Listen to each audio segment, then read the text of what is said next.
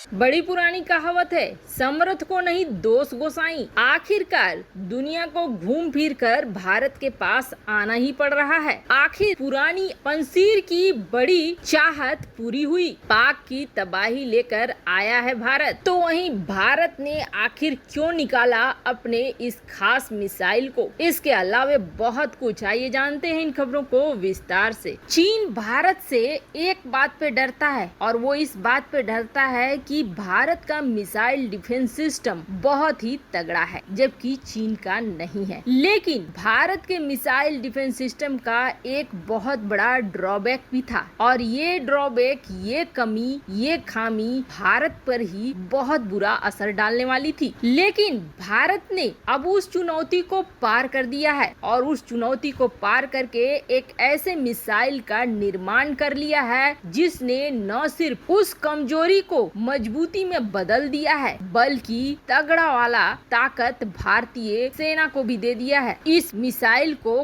Pradyumna interceptor missile कहते हैं। अभी आपने कई खबरों में देखा होगा, चीन लगातार सीलोज का निर्माण कर रहा है। ये सीलो वो है जो परमाणु मिसाइलों को रखेंगे अपने पास, और ऐसे सीलो खास करके भारत की सीमा के पास और ताइवान की सीमा से पहले ज्यादा किया जा रहा है। यानी कहीं न कहीं चीन से परमाणु मिसाइलों का खतरा भारत को है। चीन ये सोचता है कि स्थिति अगर बहुत ज्यादा गंभीर हुई तो वो परमाणु मिसाइलों को छोड़ देगा। लेकिन परमाणु मिसाइलों को अगर छोड़ता है तो क्या भारत उसे काउंटर कर सकता है? वैसे तो भारत के पास परमाणु मिसाइलों को काउंटर करने वाली मिसाइलें हैं। ऐसी मिसाइलें जो दागे जाने के बाद आने वाली परमाणु मिसाइल को मारकर गिरा दे। लेकिन इससे फिर भी तबाही मचेगी ही मचेगी, क्योंकि भले ही आसमान में ब्लास्ट हो जाए लेकिन उसके रेडिएशन तो फैलेंगे ही और वो हर तरीके से हानि पहुंचाएंगे ही। जापान में परमाणु बम के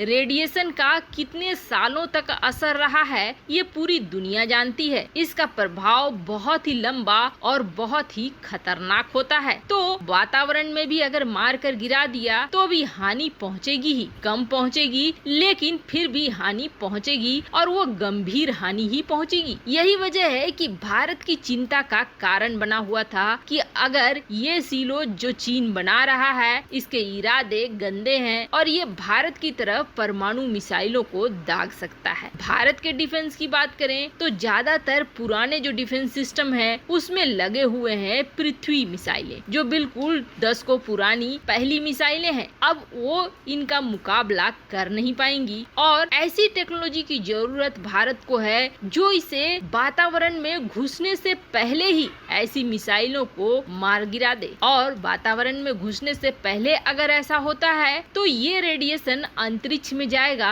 न कि हमारे देश की सीमा में या हमारे देश के वातावरण में फैलेगा। अब भारतीय वैज्ञानिकों ने इसी के लिए निर्माण किया प्रद्युम्न का। ये प्रद्युम्न इंटरसेप्टर मिसाइल है जो कि सीधे बैलिस्टिक मिसाइलें और परमाणु मिसाइलों से टकराएंगी और इसे वातावरण से पहले ही मारकर गिराने की कोशिश करेंगी। भारत के लिए ये बेहद खास था और जरूरी भी था। जल्द ही इसके परीक्षण भी शुरू होते आपको दिखने लगेंगे। तो वहीं दूसरी तरफ पाकिस्तान उस शुतुरमुर्ग की तरह है जिसे ये लग रहा है कि सर जमीन में छिपा लेने, सर रेत में छिपा लेने से उसकी समस्याएं खत्म हो गई हैं, बल्कि उसकी समस्या अब और भी ज्यादा बढ़ रही है। शुरू में पाकिस्तान ने बहुत कोशिश की भारत को बिल्कुल अलग थलग रखने की अफगानिस्तान मामले में। यहाँ तक कि कई ऐसी बैठकें भी हुई जिन बैठकों में भारत को बुलाया तक नहीं गया, बिल्कुल भारत को नेगलेक्ट करके रखा गया। लेकिन अब समय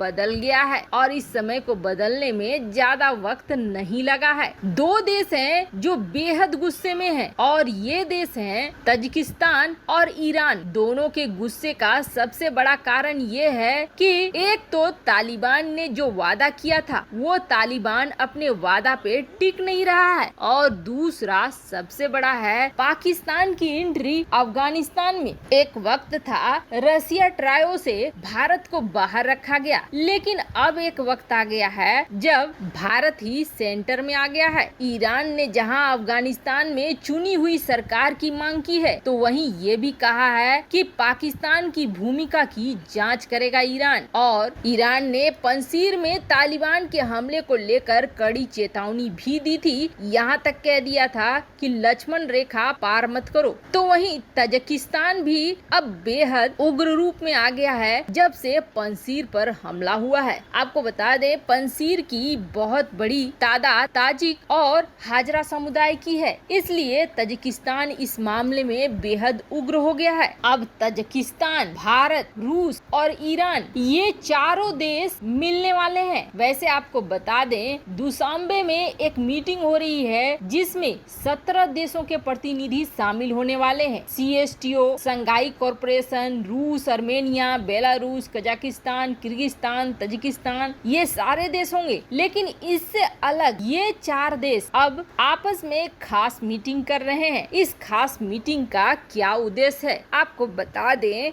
तजिकिस्तान में भारत का सैन्य बेस है और भारत के सैन्य बेस ने पहले नॉर्दर्न अलायंस की मदद में बड़ी भूमिका निभाई थी। यहाँ पर हॉस्पिटल्स भी हैं जहाँ नॉर्दर्न अलायंस के लड़ाकों को इलाज के लिए भी लाया जाता रहा है, और भारत ने बड़ी संख्या में अपने सुखोई विमानों की तैनाती भी की है। अब ये 4 देश मीटिंग में क्या फैसला लेते हैं वो लगभग सभी को अंदाजा है। दरअसल ये चारों देश अब सच मानिए पंसीर को मदद देने का ऐलान करेंगे। ये जो तस्वीर निकल कर आ रही है ये कथित तौर पर अहमद मसूद की तस्वीर है, जो कहा जा रहा है कि अभी भी पंसीर में है, और अमरुल्लाह सालेह भी अभी भी पंसीर में है। और ये भी जान लीजिए, अहमद मसूद हो या अमरुल्लाह सालेह हो, बहुत ही क्रिटिकल स्थिति होगी तभी ये तालिबानियों के हाथ में आएंगे, नहीं तो इन तक पहुंचने की हर कोशिश को नाकाम किया जाएगा। और ऐसा